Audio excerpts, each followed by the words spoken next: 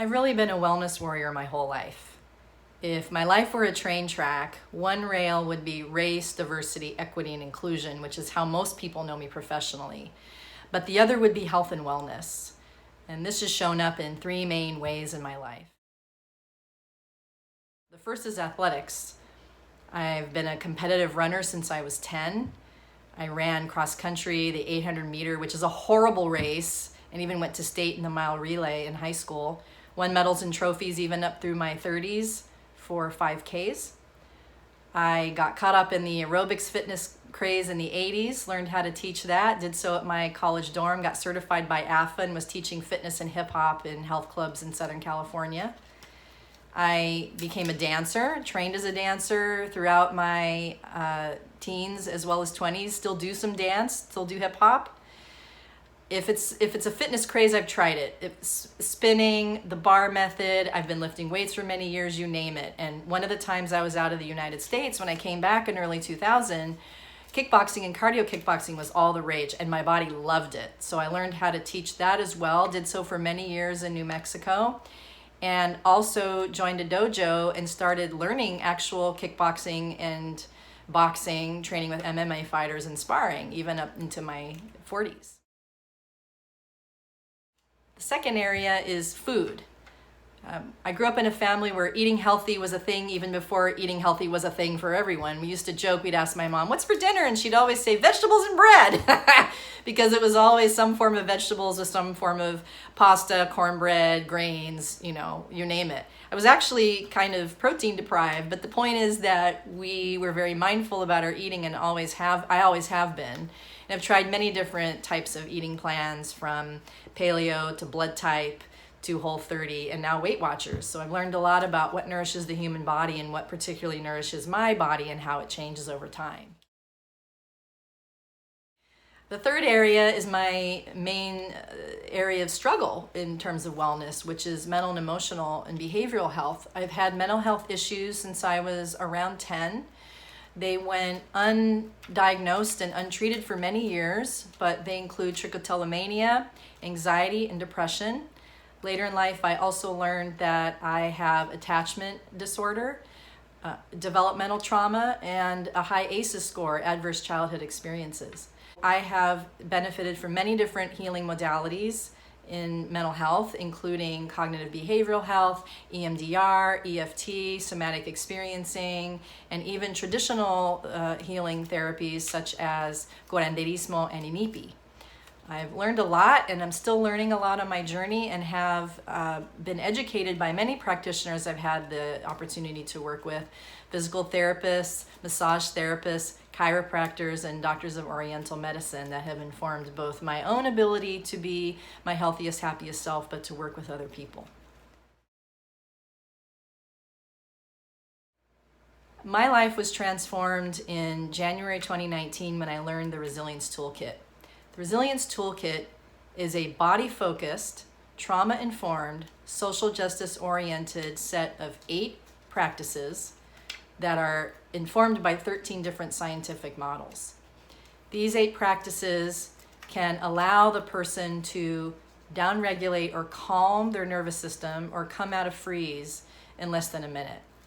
And they have been transformative for me in that not only can I access tools at any time, any place to help calm or bring myself out of freeze, but knowing that I have these tools has been tremendously empowering, and practicing them over time has allowed me to start to also download and heal some of the chronic trauma and long-term stress built up in my body, because what we know is that those live in the body, not necessarily in the brain.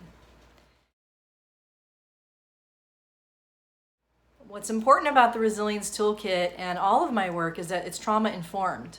Trauma-informed means adhering to 6 different principles that were outlined by the CDC and SAMHSA, which include elements like safety, transparency, equity, and attention to historical and cultural issues. I like to think of a trauma-informed approach like the handicap ramp. So the handicap ramp was created in the 80s to comply with Americans with Disability Act to create more accessibility by people in wheelchairs.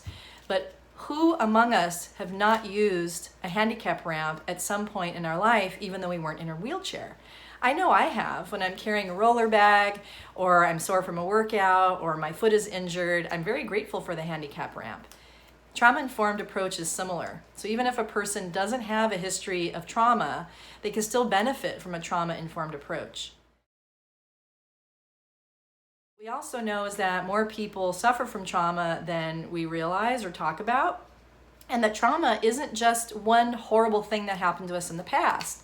It can also be a high allostatic load. In other words, a high level of accumulated mini stressors over time. Most of us have that, whether it's working at a job where we're not making enough money, or living in a country that doesn't have an adequate safety net, or a neighborhood that doesn't have safe housing, or walking around the world in a female presenting or black or brown body. These are accumulated experiences that create a great stress on the body, and trauma-informed approaches can help with that. As a wellness warrior, I offer the following 3 main solutions right now. The first is I do Resilience Toolkit sessions for individuals as well as groups, both in person and virtual. Since I've been a certified facilitator since February 2020, I've had the privilege and the opportunity to work with clients in multiple walks of life in over 13 countries. So I do provide those experiences to clients. The second area is in the coaching that I provide under my wisdom coaching offering. So this is I'm really committed to helping people live their healthiest, happiest life, and bringing their unique gifts forward for both personal as well as collective benefit. I'm committed to creating a world that works better for more of us. And so trauma-informed life and leadership and workplace coaching can do that. And I bring also the toolkit into some sessions with some clients to help them manage stress and anxiety. Third way I am a wellness warrior is in just the way that I approach all of my work. So if you're engaging with me around an equity evaluation, diversity and inclusion, leadership development, and again, coaching, then what you're getting is a person that has an identity as a healer, that has a big picture, holistic, diagnostic approach to creating a solution that works for you right now. If you'd like to learn more or explore any of these offerings, please reach out. I'd be happy to share more and speak with you one-on-one.